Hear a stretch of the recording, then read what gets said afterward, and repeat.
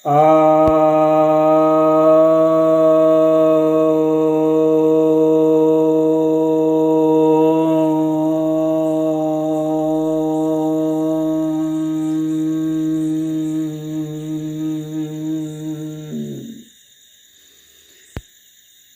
भक्तजनों को सप्रेम नमन।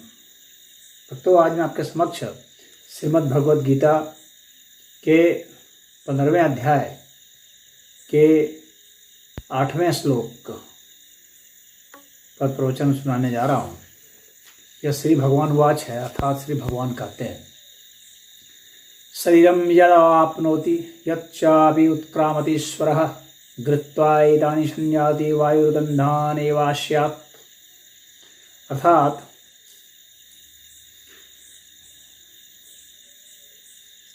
यह जो शरीर है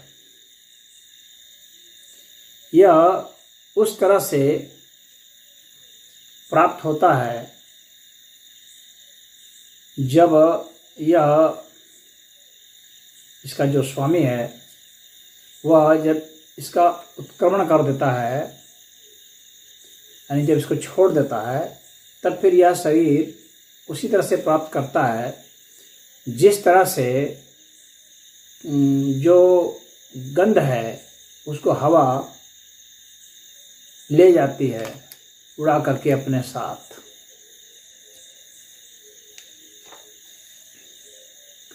तो यहाँ पर ये बताने की कोशिश हो रही है भगवान के द्वारा कि शरीर किस तरह से, मतलब जीवात्मा किस तरह से एक शरीर को छोड़ करके दूसरे शरीर को धारण करती है।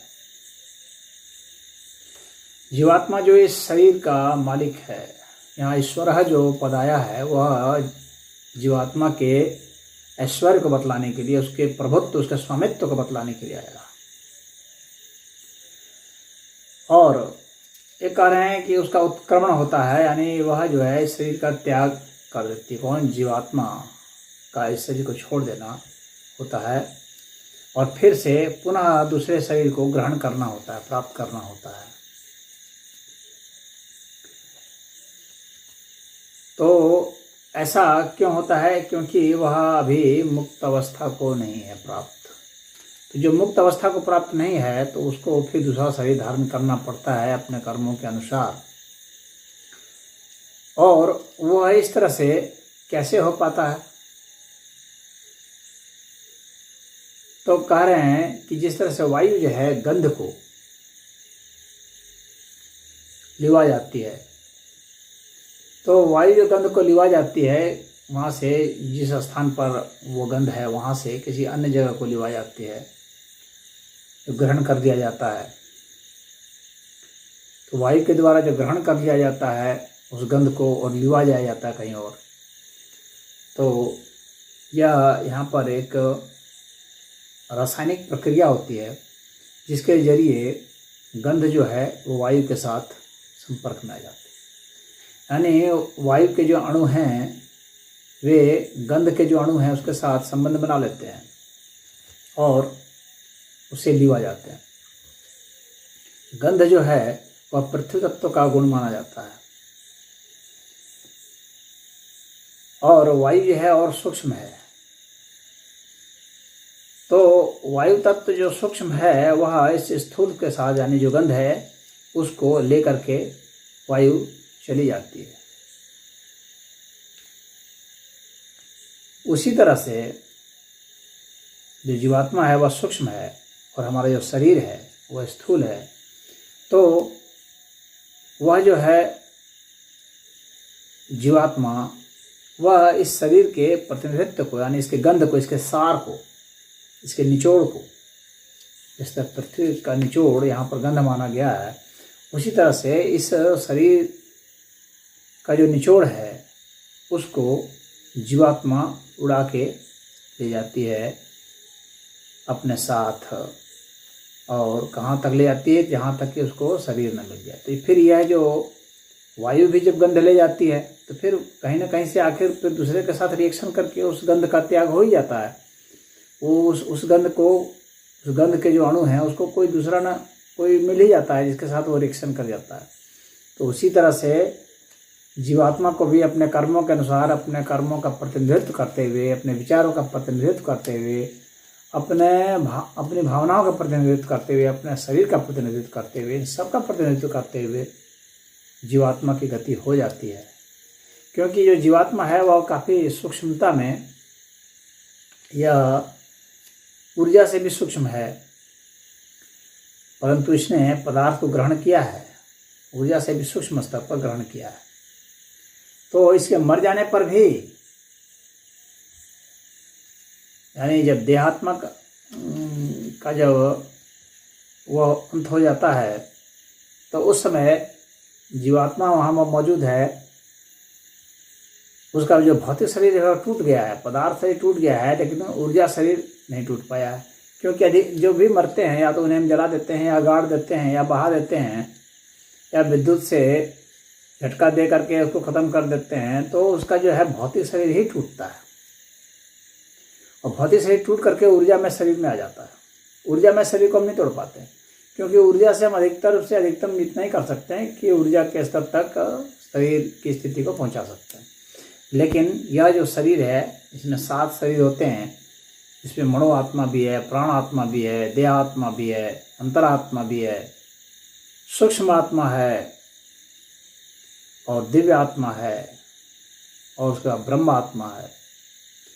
तो ये सब जो आत्माएं हैं, तो जो जीवात्मा है, तो यह जो हमारा जो तोड़ने की प्रक्रिया है ये बस ऊर्जा शरीर तक ही है, मन शरीर नहीं टूटता है। तो मन शरीर में विचार, भावनाएं सबका प्रतिनिधित्व रहता है और फिर जो है फिर से प्राण शक्ति हासिल करके और पुनः शरीर का गठन हो जाता है, यानी फिर से एक रिएक्शन हो जाता है और फिर से उसे नया शरीर मिल जाता है। ठीक इसी तरह से जैसे कि पुनः जो है वह गंध जो है जो वायु के साथ बह रही है और धीरे धीरे फिर किसी और के साथ रिएक्शन करके फिर वायु में भी गंध नहीं रह जाता, वायु भी मुक्त हो जाती है।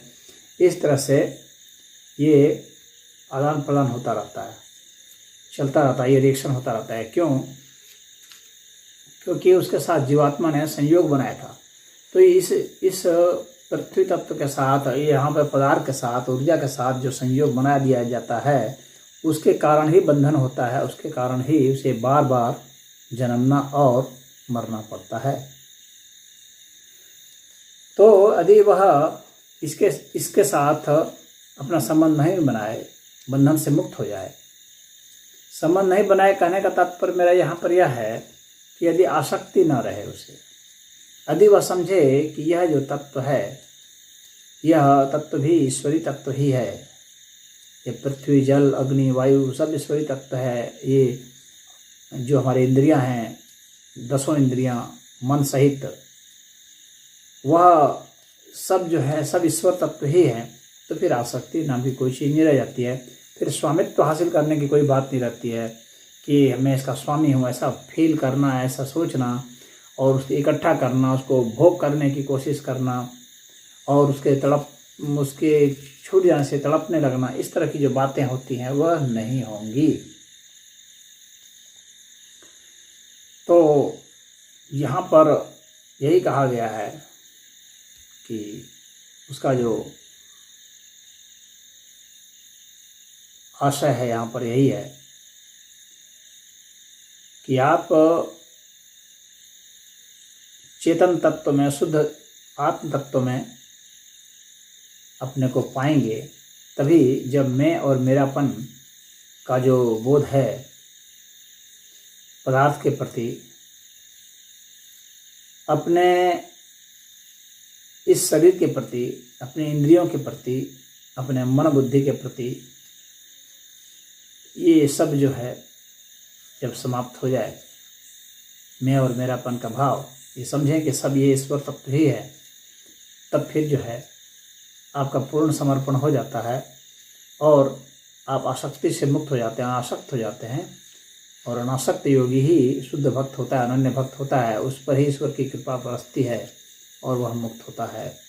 तो यहाँ पर इतना ही इसका अर्थ है। ओम।